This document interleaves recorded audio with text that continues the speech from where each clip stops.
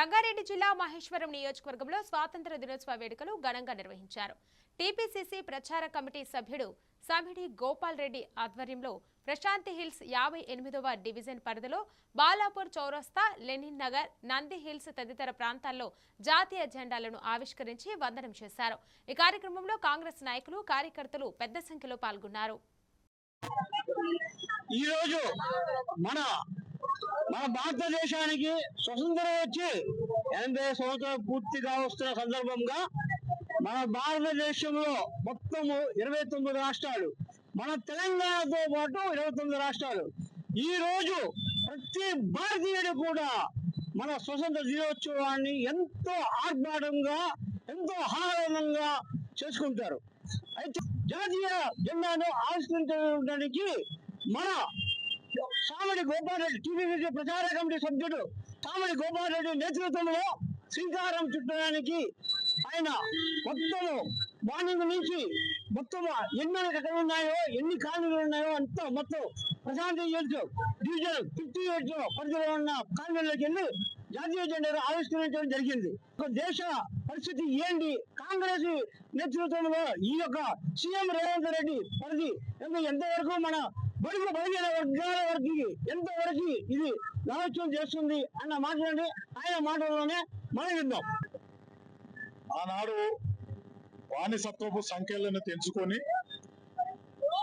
భారతదేశానికి స్వాతంత్రం తెచ్చడంలో మన పూర్వీకులు, మన గొప్ప నాయకులు ఎంతో మంది వారి ప్రాణాలను త్యాగం చేసి మనకి స్వాతంత్రాన్ని కట్టబెడితే ఈనాడు వాళ్ళని గుర్తు చేసుకుంటూ, స్మరించుకుంటూ మేము ఈ జాతీయ జెండాను ఎగరవేస్తూ వారికి ఘన నివాళులు అర్పిస్తా ఉన్నాం. నాటి నుంచి నేటి వరకు కాంగ్రెస్ పార్టీ ఉన్న ఆయంలోనే అత్యధిక అభివృద్ధి జరిగింది అనడంలో ఎటువంటి సందేహం లేదు.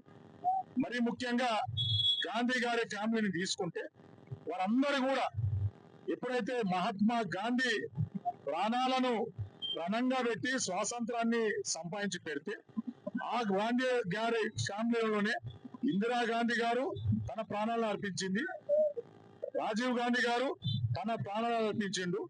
ఇలా ప్రధానమంత్రి హోదాను కూడా తృణప్రాయంగా పక్కన పెట్టి ఈ దేశ భవిష్యత్తు కోసం అహర్నిశలు కష్టపడుతూ, శ్రమిస్తూ ఈ కాంగ్రెస్ పార్టీ నేతృత్వంలో, కాంగ్రెస్ పార్టీ నాయకత్వంలోనే అభివృద్ధి ఉంది అని చెప్పి కాంగ్రెస్ పార్టీ ఆలోచన చేస్తూ ప్రజలకు మరింత దగ్గరైంది.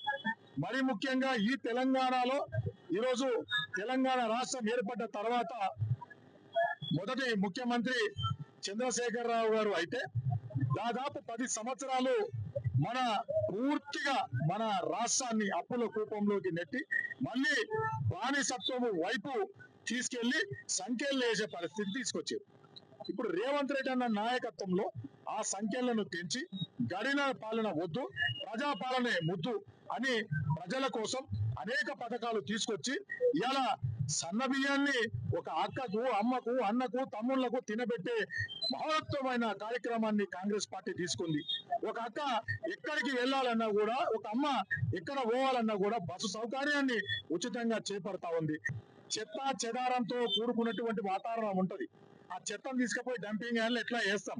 సో అదే పరిస్థితుల్లో ఈరోజు మీరు ఐటీ కారిడార్ లో తీసుకుంటే, ఐటీ ఇండస్ట్రీలో పనిచేస్తున్నటువంటి మహిళా అక్కలు, అమ్మలను తీసుకుంటే రాత్రి నైట్ డ్యూటీ కూడా చేస్తున్నారు కదా. సాయంత్రం 7 గంటలకు పోతున్నారు, రాత్రి 4 గంటలకు కూడా వస్తున్నారు. సో ఏది ఉన్నా కూడా కఠినంగా మేము వివరించడంలో ఎటువంటి సందేహం లేదు. పేద బడుగు బలహీన వర్గాలే కాకుండా మహిళల పట్ల ఎవరైనా అసభ్యంగా ప్రవర్తిస్తే మాత్రము ఖచ్చితమైన చట్టాలు ఉన్నాయి. వాటిని అవలంబించి అవతలి వ్యక్తుల తాట తీసే విధంగా మా రేవంత్ రెడ్డి అన్న ప్రభుత్వం ఉంటుందని చెప్పి ఘంటాపదంగా నేను చెప్తాను. ఇది విషయం. ఇప్పుడు కొందరు వచ్చి 80 సంవత్సరాలు నిలుస్తున్న సందర్భంగా ఆలయాన్ని ఇప్పుడు 12 గంటలకి ఎప్పుడైతే స్వతంత్రం స్వేచ్ఛగా తెలియదు ఆనాడే స్వతంత్రం వచ్చింది. మన గాంధీజీ గారు చెప్పడం జరిగింది. అయితే ఇప్పుడు సామాన్య గోపాల్ రెడ్డి దీని యొక్క తీసుకొని మేము ఏదైనా ఎవరైనా ఆడవాళ్ళు బనాయించినా ఏం చేసినా కూడా వాళ్ళని ఉక్కుపాదంతో అణిచివేస్తామని మా ప్రభుత్వం సీఎం రేవంత్ రెడ్డి దానికి అనుగుణంగా నెరవేరుస్తుందని ఆయన చెప్పడం జరిగింది. రంగారెడ్డి డిస్ట్రిక్ట్ సబ్ రిపోర్టర్ మీసాల శ్రీనివాసరావు, A1 TV.